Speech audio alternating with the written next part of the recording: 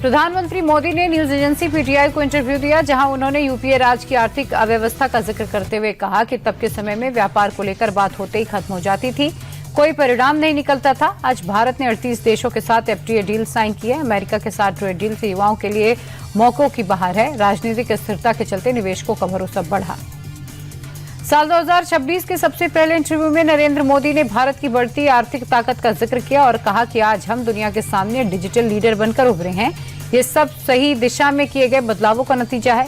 हमारे UPI system को कई देशों ने अपनाया। पीएम ने प्राइवेट सेक्टर से बेझिझक रिसर्च पर इन्वेस्ट करने की अपील भी की। कल से भारत एआई इम्पैक्ट समिट की मेजबानी करेगा। इसी के साथ दिल्ली के भारत मंडपम में एआई इम्पैक्ट एक्सपो का भी आगाज होने जा रहा है।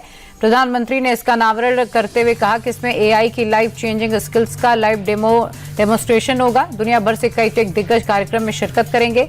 5 दिन चलने वाले एक्सपो में 2.5 लाख लोगों के जुटने की उम्मीद है। अमेरिका से ट्रेड डील को लेकर राहुल गांधी ने एक बार फिर सरकार पर हमला बोला। डील को किसानों से विश्वासघात बताते हुए राहुल ने प्रधानमंत्री मोदी से सवाल पूछे।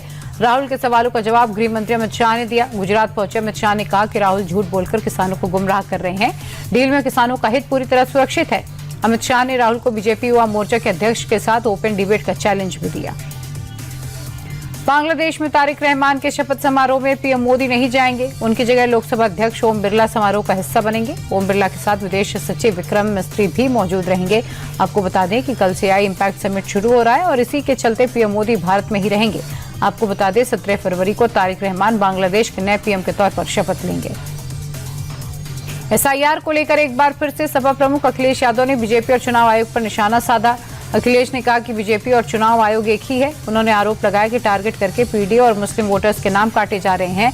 इससे ये साफ होता है कि सरकार, प्रशासन और चुनाव आयोग ये तीनों मिले हैं। महाराष्ट्र कांग्रेस अध्यक्ष हर्षवर्धन सपकाल के बयान पर सियासी घमासान मचा है। शिवाजी महाराज की तुलना टीपू सुल्तान से करने पर बीजेपी कार्यकर्ताओं ने सपकाल के खिलाफ मोर्चा खोल दिया है। पुणे में प्रदेश कांग्रेस चीफ के खिलाफ केस भी दर्ज हो गया है। सीएम फडणवीस ने सभी बयान की निंदा करते हुए कहा कि उन्हें शर्म आनी चाहिए। दरअसल हर्षवर्धन सपकाल ने कहा था टीपू सुल्तान को शिवाजी महाराज के बराबर मानना चाहिए।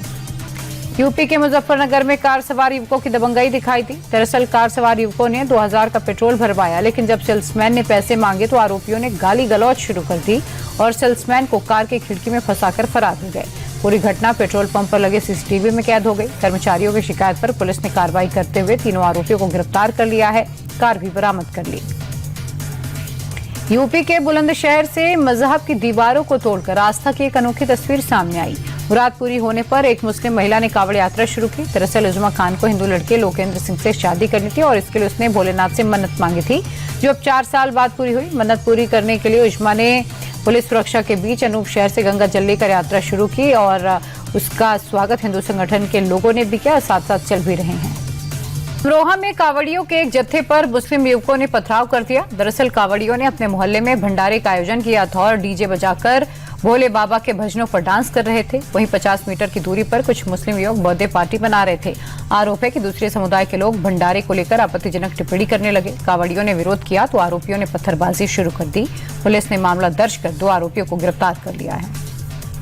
यूपी के बिजनौर से मारपीट की घटना सामने आई। मारपीट की घटना का वीडियो सोशल मीडिया पर तेजी से वायरल हो रहा है, जहां एक पेट्रोल पंप के मालिक से कावड़ियों ने जमकर मारपीट की। दरअसल पंप मालिक ने कावड़ियों से पंप पर धूपबत्ती जलाने से मना किया था, जिससे गुस्साए कावड़ियों ने मारपीट कर ली।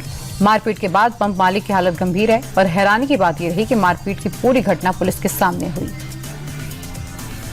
यूपी के बुलंदशहर में खाद्य सुरक्षा विभाग की छापेमारी में बड़ा खुलासा हुआ। सिल्क की आड़ में धड़ल्ले से एक्सपायरी डेट का आटा बेचा जा रहा था। विभाग ने छापा मारकर 3.5 क्विंटल एक्सपायरी डेट का आटा जब्त कर मौके पर ही उसे नष्ट किया, जबकि दूसरे सामानों के सैंपल लेकर जांच के लिए उसे लैब भेजा गया है। दरअसल कपड़ों की सेल के नाम पर यहां मल्टी ब्रांड आटा, मक्के का आटा, बेसन के लड्डू, खाद्य तेल और अन्य किराना सामान भी बेचे जा रहे थे, जिसमें 90% से ज्यादा खाद्य सामग्री एक्सपायर्ड थी। उत्तराखंड के हल्द्वानी में ई रिक्शा चालक ने सड़क पार कर रहे शख्स को जोरदार टक्कर मार दी। हादसे में नरेश चंद्र नाम का शख्स गंभीर रूप से घायल हो गया। इलाज के लिए अस्पताल ले जाने पर डॉक्टर्स ने नरेश चंद्र को मृत घोषित कर दिया। घटना का सीसीटीवी फुटेज आया है। फिलहाल पुलिस फरार ई रिक्शा चालक की तलाश कर रही है। यूपी के प्रतापगढ़ में दर्दनाक हादसे में सपा नेता लाल बहादुर यादव की जान चली गई। दरअसल सपा नेता किसी काम से जा रहे थे और इसी दौरान पेट्रोल पंप पर लगी होर्डिंग कार पर गिर गई, जिससे उनकी मौके पर ही मौत हो गई।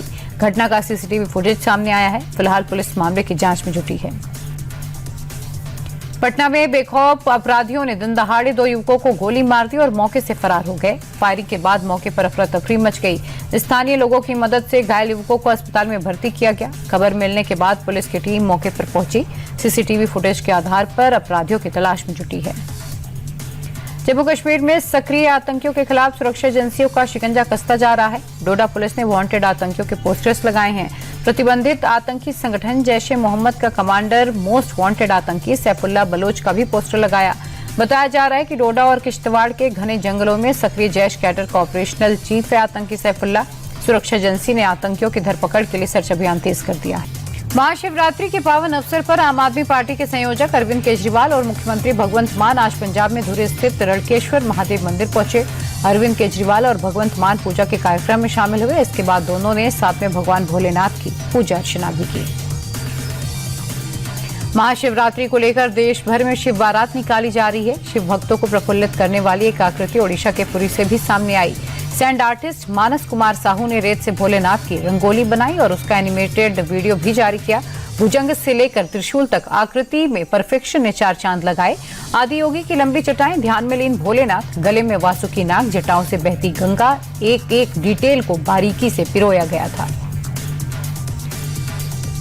गाजियाबाद के मीरपुर गांव में हिंदुओं का प्रदर्शन उग्र हो गया। गांव वाले इलाके में डंपिंग ग्राउंड बनाए जाने का विरोध कर रहे थे।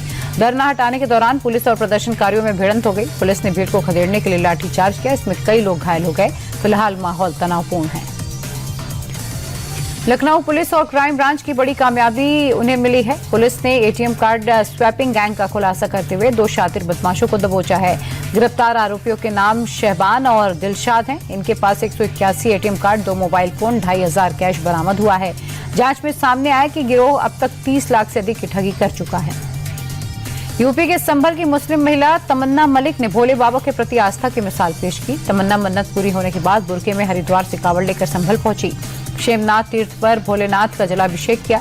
संभल पहुंचने पर पुलिस और प्रशासन ने तमन्ना को सुरक्षा दी। सैकड़ों श्रद्धालुओं ने फूल बरसाकर स्वागत किया।